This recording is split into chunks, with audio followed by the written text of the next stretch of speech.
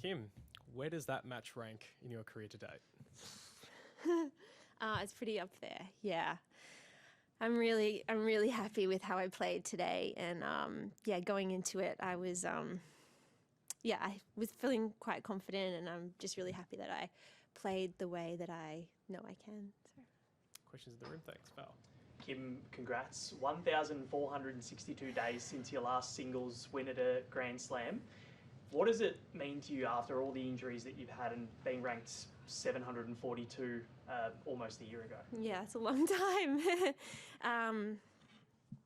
To be honest, I haven't really thought too much in that way. Honestly, my priority was just to get back on court and be pain-free, and I'm so happy that I've done that. And I played so many matches last year, and I knew that I was starting to find it at the end of last year, and just take it one match at a time. And I feel, so happy to be back playing at this level at a slam again. Mark. Congrats, Kim. What was your reaction when you found out Venus had pulled out and you weren't going to have to win 3 qualifying matches just to get into the main draw? Yeah, I was pretty happy. I was not expecting it at all. I cried like a baby, and it was such a nice moment. I just got off of the court practicing, and my mum had flown in the night before to watch me play qualies. My brother, my mum, and my dad were all there with me when I got told, and so that was a really special moment because they've been through it all with me, the highs, the lows, and I'm glad I got to share it with them. Feel like the lucky break you probably were owed after all the sort of bad luck you've had for several years? I don't know about that, but I do know that I've worked my absolute butt off just to get back on the court with rehab, and there was a few moments where I didn't think it was going to happen. I don't think, no matter how resilient or I guess resilient's a good word for it. No matter how resilient you are, rehab is really tough when you've been doing it for a year and a half. So there were times when I wanted to give up, but I'm really glad that I didn't. And just so happy. Thanks. Lauren. You talked a little bit there, Kim, about that it did maybe cross your mind about giving it away. Did you give any thought to what might be next away from tennis? Yeah, actually, quite a bit. I guess I've always been an ambitious person, so I guess I had to really think at the end of, not last year, the year before, 2021, whether I thought I could get back on the court, but I just wasn't sure how well I could play with not being able to serve at 100%. That was what I was really struggling with, and I had to think really hard about whether it would be worth it playing and knowing that I wouldn't be at my best. And I've been lucky to, my mum's a school teacher, so she always pushed my brother and I to be educated and never stop learning. So I study communications at Griffith University, and I have put that on pause a couple of times, but when I've been injured, it's been really great to have something else to think about. And I've been lucky enough to do quite a bit of work with TA in the women in sport, women and girls in tennis space, and that's something I really love. And during the times when I was off court, not able to play, that really kept me going, and knowing that I have something to fall back on is a good feeling. I imagine you obviously grew up watching Venus playing.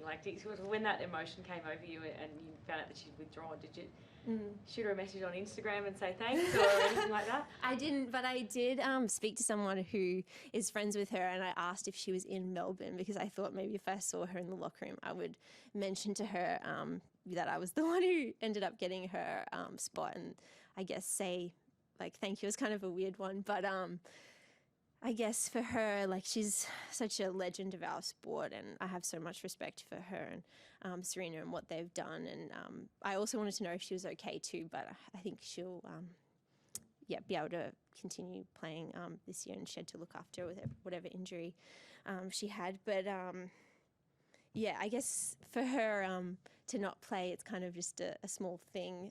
But for me to get the chance to play main draw at a slam, especially the money can be life changing. So I'm pretty grateful. I was going to go there on the money. Sorry, I'll just go on while I've got you. It doesn't feel like that long ago, but then when Val said, was it 1462 days ago, I think we sat here and you talked about getting a new car because you were sharing a car with your mum. Yeah. And I played on Kaia Arena today. I ended up buying a Kia. Yeah. So I guess that's a good omen. It's almost been that long that you're probably due for a new one, eh? I know. Yeah, honestly, I love my car so much. I don't think I could give it up. Yeah, Kia Seltos all the way. What's on the cards? As you said, the money does make a huge difference. There's sort of no shying away from that. Yes. Is there? Like, what does it do for you? Oh my God, yeah, I guess I haven't really had too much time to think about it.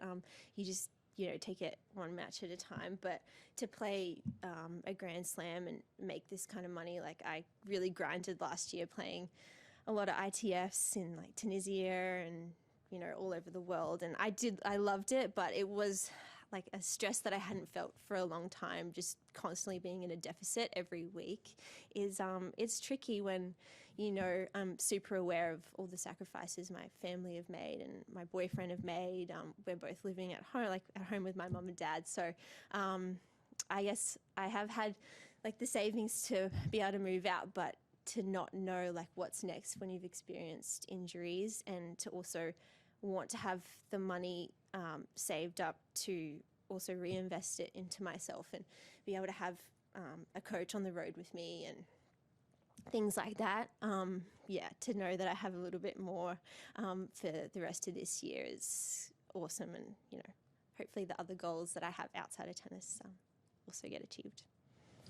Kim, you obviously handled difficult conditions brilliantly today. Did you get an extra boost in the third set looking down the other end of the court and seeing an opponent who appeared to be really struggling in it? Yeah, I guess a little bit subconsciously, but I was really just trying to focus on myself. I felt a lot of energy from the crowd after when I won the second set, and I really had to remind myself that there was a long way to go. And so, I tried to center myself and then just take it one point at a time from there. But I just have a lot of belief in myself and the work I've put in the off season. And I'm from Queensland, sunny Gold Coast, so I knew I had to put in a lot of hard work and used to the conditions, and that maybe she wouldn't have been. So yeah. As a Queenslander, would you advise anyone else playing you to wear a hat and with a lock today? I did notice she wasn't wearing a hat. It was because from that end, the opposite end to my player box, the sun was quite bad, even with my hat on, with your ball toss. It was so tricky for a couple of games. So I don't know. How does it sort of feel in the body to play in this kind of heat? That's a good question. It's it's like a feeling that's really hard to explain, but I think on the court you just feel the heat radiating up. But I honestly love it. I really like these conditions. I like feeling like I'm working hard and sweating and really getting into the fight. I think that's when I play some of my best tennis. So I guess the conditions really helped me today. And it's a different heat to Queensland, because where I'm from it's really humid. So I think training in the humidity probably helped me today. And even though it was high temperature, it wasn't. It was a bit more of a dry heat. Kim, I just wanted to ask about playing the ITF tour in Tunisia and some of those locations that are lesser known to the tours. And I've heard some horror stories from players about showering with brown water. How much does a win here make you just savour these moments and just say, you know what, I can do this and I can push? Yeah, so much. Honestly, I was expecting the worst when I went to Tunisia, but it wasn't that bad. It was still we still get looked after quite well. It's just that all the flights and everything is becoming so expensive and the prize money isn't very high. So I guess that's one of the downfalls. But I had my birthday in Tunisia this year actually, and they bought me a cake and everything, so it wasn't too bad. But there's nothing like playing at a Grand Slam. And because I had my protected ranking last year, I was playing a big mix of 15Ks and 25Ks, and then I would go to a WTA. So I really got to see the difference in terms of I guess the hotels and physios and that kind of thing. So definitely hope I can play more weeks at this kind of level. Kim, there's been a bit of talk around, the state of women's tennis in Australia. Obviously, this week we've had, Isla out, Ash has retired a year ago, Dash is injured at the moment, and it's only wildcards in the draw. And you've come through with a group of girls who are similar age from those teenage years. You've all had your own little journeys, but is there still fight in this group that you can still break through and get that top 100? Yeah, definitely. I think. We all genuinely want to see each other do well, and the support I've received last year coming back from injury, and then like before my match and since my match has finished, makes me appreciate the group that I've come up with, and I think we're all so close. I think it was pretty tough for quite a few of the girls who did really long years during COVID.